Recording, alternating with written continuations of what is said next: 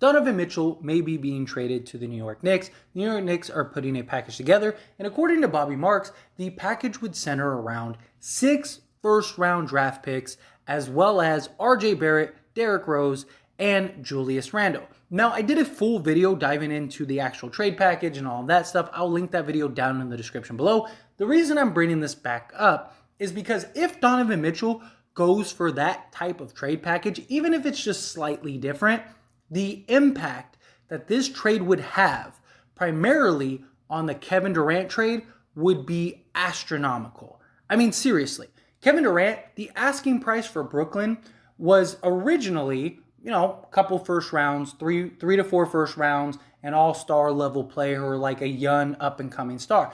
And then Rudy Gobert trade happened, right? And that raised the asking price. And now they want something like 5 first-round picks and a couple of all-star caliber players, right? Well, now, if Utah ends up taking that trade for Donovan Mitchell, which Utah should 10 out of 10 times. Look, I love Donovan Mitchell. I think he is a great player, but he's not Kevin Durant-esque. I mean, even if that offer was there regardless, unless they are a complete contender, which they're not anymore because they're blowing it up, but like that is like a king's ransom. Even if Donovan Mitchell was on, like, let's say Utah was like the 8th seed every year, I would probably still trade Donovan Mitchell for that package just because that's a too good to be true package for a guy like Donovan Mitchell. Donovan Mitchell, in my opinion, isn't the guy that's going to completely change the fate of your franchise unless you already have your core intact. Like, if Donovan Mitchell went to the Miami Heat, yes, I understand that. They would have enough to contend, and Donovan Mitchell does that. Same thing with, Toronto Raptors.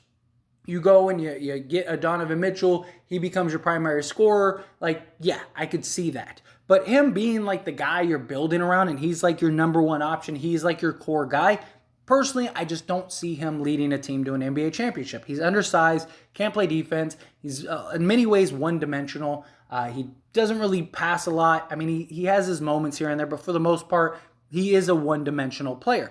Kevin Durant is the type of player that can completely change the fate of your franchise. He's good enough to take a bunch of role players to the playoffs. I don't think he's good enough by himself to win a championship, but he is a guy that could change. Like, if you have one other really solid guy, Kevin Durant can make you a contender, right? And Kevin Durant, the package that and just the impact that this Donovan Mitchell trade would have on something like Kevin Durant would change everything. Like, seriously. And this is why Brooklyn has been so patient on Kevin Durant, because the asking price keeps going up because of all these various other trades. Now, I'm not saying that New York is actually going to do that. We don't know what the package actually is. They are in negotiations and having conversations, but we don't know what it'll actually end up being. But if that is the case, if it is, let's say it's 6 first-round draft picks and RJ Barrett, right? And then like Julius Randle or something, whatever, or Evan Fournier or something like that, right? Then that immediately raises the asking price for Kevin Durant. And realistically, if that happens, I don't think Kevin Durant's getting traded. I really don't. Because how is a team supposed to meet that asking price without blowing up their entire team? Like, it's already hard enough and already an obstacle and hurdle to go and get Kevin Durant. If a guy like Donovan Mitchell goes for 6 first-round draft picks, even if he goes for 5, let's say he goes for 5 first-round draft picks and RJ Barrett, right? I mean, how do you trade Kevin Durant at that point? What is Kevin Durant? 8 first-rounders and like an all-star, or 8 first-rounders and like 2 all-stars? I mean, you're talking about Kevin Durant. Like, they're not even anywhere in the same stratosphere as far as Donovan Mitchell and Kevin Durant goes.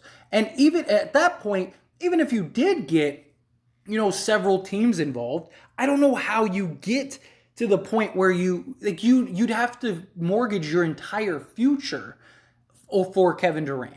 Like, even if you built a contender. Now, maybe a team like the Phoenix Suns, who have never actually won an NBA title, maybe they'd be willing to do that. Maybe they'd trade their draft picks for the next 10 years and pick swaps and everything like that. And they look at it as like, hey, we got 4 years with Kevin Durant. At the end of it all, hopefully we win a championship or 2 at the end of it all. At least we still have, Devin Booker, who's young enough. But, I mean, seriously, like, if the asking price for Donovan Mitchell goes through, then you're talking like Mikal Bridges, Cam Johnson. Let's say you swap DeAndre Ayton and Miles Turner. So Brooklyn gets Cam Johnson, Mikal Bridges, Miles Turner, and like 4 first-round draft picks. That I don't think that gets it done for Kevin Durant anymore. I think it would now, but like this is why the Brooklyn Nets have been so patient in the Kevin Durant trade, because all these other teams keep upping the ante.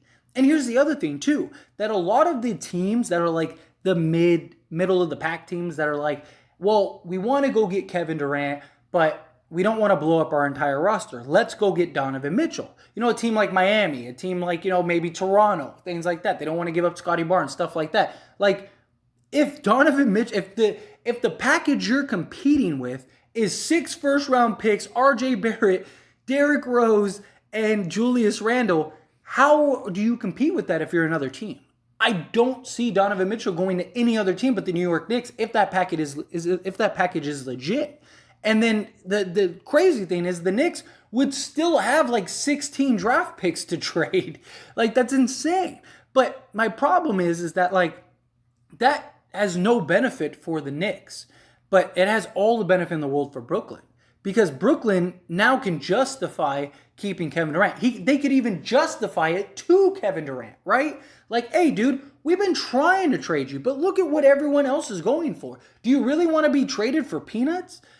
Think of the conversation, right? Because we know Kevin Durant listens to the media, he listens to the people, he's in Twitter battles and all kinds of stuff. Like, Kevin Durant probably wants to go for the biggest payoff in trade history, just like the Nets want, because he doesn't want to be traded for like, 2 first-rounders and like some, bum at the end of the bench. Like, no, Kevin Durant's going to want to be traded for the standard that he gets. But also Kevin Durant has put a bunch of stipulations on a lot of the trades. Like with Miami, you got to keep Jimmy Butler, you got to keep Kyle Lowry, and you got to keep Bam Adebayo. Like, how is that? How do they get you? And then, with the Phoenix Suns, right? Like, they're limited in what they can do. Like, we have all these teams that are super limited in what they can trade for Kevin Durant. And then you have a team like the Knicks that are throwing everything in the kitchen sink at a player like Donovan Mitchell, who, like, don't get me wrong, like I said, he's a great player. He's a guy that can, be a solid guy on your team, but he's nowhere near Kevin Durant. Donovan Mitchell might not even be a top 20 player in the league. Like, is he top 25? I could probably name at least 20 players that I'd take ahead of him. So maybe he's top 25? Like, I don't see how you end up going from a Donovan Mitchell trade package like that to trading Kevin Durant. Like, I don't know how you do that. You would need essentially you need 5 teams all contributing 2 picks each to go get Kevin Durant. And what are those other teams getting compensated on that's worth giving up those picks? Let's say Phoenix ends up getting Kevin Durant. Like, how many picks do you have to give up? Like, it's not like Phoenix has 30 picks to trade. I just don't know how a team can acquire Kevin Durant if this deal goes through. Now, look, if Donovan Mitchell ends up getting traded for, let's say he gets traded for something like the Rudy Gobert trade, right? Let's say you get RJ Barrett, you get Julius Randle, you get Derrick Rose, and you get like 3 or 4 first-round picks. Okay, that sounds fair, okay? Especially what Rudy went for. Utah, they got a treasure trove of draft picks, and now you can justify Kevin Durant. So now you need to give up like maybe 5 or 6 first-round draft picks, and so maybe Phoenix can put it together. Cam Johnson, Mikal Bridges, do the swap, send Miles Turner, so that way you got 3 really solid players, and you're giving up, 5 draft picks. Like, there you go. That's for Kevin Durant, right? Like, that might be able to be justified. But if he goes for 6 first and those 3 players, like, that I believe is the biggest haul in NBA history. So now the only way to do that is to top that. So now you're talking 8 to 10 draft pick. Like, it becomes just too unfathomable. And now the Nets can go to Kevin Durant and just be like, dude, there's no way we can trade you. Like, how do we trade you? No teams are going to be able to put a package that's similar to that together. And you really want to go for less than what Donovan Mitchell and Rudy Gobert went for? Like, maybe Kevin Durant doesn't care, but he's always been that guy that, like, he cares about certain weird things, right? Like he gets, all upset with the media and stuff like that. And you know that's going to be the conversation. The only team that could put together a better package than that for Kevin Durant is the Golden State Warriors. Like that's the only team because they have like 4 or 5 guys that could legitimately be stars or all-stars in this league. And they have, several draft picks that they could trade. Outside of Golden State, who else has that? All the teams that do have it, they're not going to want to trade for Kevin. I mean, the Pelicans could probably do it. Maybe Brandon Ingram, couple random fodder, and then, they could probably trade 6 or 7 draft picks. But does Kevin Durant want to go to the Pelicans? I think it would make a lot of sense. I think the Pelicans would be a legit contender, especially if Zion can be Zion. You'd have Zion, McCollum, and you'd have Kevin Durant. I think that's a solid team. You still have Steven Adams, guys like that. Like, I think you'd have a really solid team. I think you would have a legit contender. Like, they could do it, but outside of that, everyone else that has the treasure trove of draft picks, none of them are contenders, right? Outside of the Warriors. So is Kevin Durant going to go to some random team? Like, no, I don't think so. I mean, the Nets could do it, but then you're trading for a Kevin Durant that doesn't even want to be there, that's not bought in. I just don't know how you get there. I just don't see it.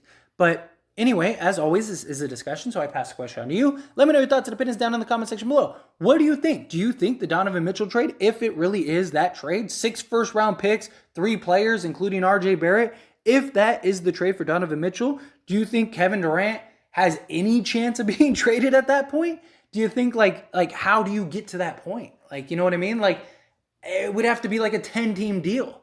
And it would be so convoluted. And I just think it would be nearly impossible. Nothing's impossible, but I think it'd be about as close to impossible as it gets. But do you feel the same way? Do you think that I don't know how you get there. Because Kevin Durant and Donovan Mitchell are nowhere near the same player. Kevin Durant, you'd trade Donovan Mitchell for Kevin Durant 10 times out of 10 times, night in and night out, if you could. And for Donovan Mitchell to go for a package like that, but I mean, it makes sense because, I mean, look at what the Minnesota Timberwolves ruined everything. They literally did, because they went all in for like a middle of the road player, right? They gave up a treasure trove of picks, a bunch of players for a guy that is not going to move the needle and make you a contender. So Donovan Mitchell's got to go for more than that. So it makes sense that the Knicks trade would be that 6 first-round picks. I mean, Grudy went for 5. They went for 3 picks and 2 swaps. So he went for 5 and then 4 players. So it's like Donovan's got to go for at least 3 players and 6 or 7 draft picks. It makes sense. And so if that happens, that just raises the bar again. I mean, Utah is just ruining any potential trades in the league. It's insane. That also could affect the Kyrie Irving trade and all kinds of stuff. I don't think it'll affect Kyrie just because the Lakers are the only team that wants him. So it's you don't really have much leverage there. But Kevin Durant, you definitely do. And Kevin Durant's on a 4-year contract. So you don't have to trade him. Where Kyrie, it's well, if we don't get something for him, then he just leaves and goes to signs with the Lakers next year anyway. So we might as well get what we can get. I don't know. I think that this messes everything up, personally, if this deal goes through. But again, love to hear your thoughts and opinions down. One last little shameless plug is I did start As It Stands Lakers. It is a channel just like this, dedicated to only the Lakers, because the Lakers are my favorite team. And on this channel, As It Stands, I talk about all teams, all sports, stuff like that. We have football season coming up, so I'm definitely looking forward to that as well. And I just wanted to make a dedicated channel to the Lakers to give the ins and outs. Now, all the big stuff, all the big news and stuff, I will still post here on this channel. But if you want all the ins and outs and just rumors and theories and just discussions just strictly on the Lakers, link down in the description or in the comment section. Go check out the channel, subscribe to the channel. I'd really appreciate it. That being said, hit that like button. Helps me out a lot, lets me know you enjoy these types of videos, and I truly appreciate it. If you're not subscribed to the channel, hit that subscribe button, followed by the bell notification. Stay up to date with all things sports. Join this wonderful community and all of our discussions. I'll see you all in the next one. Thank you.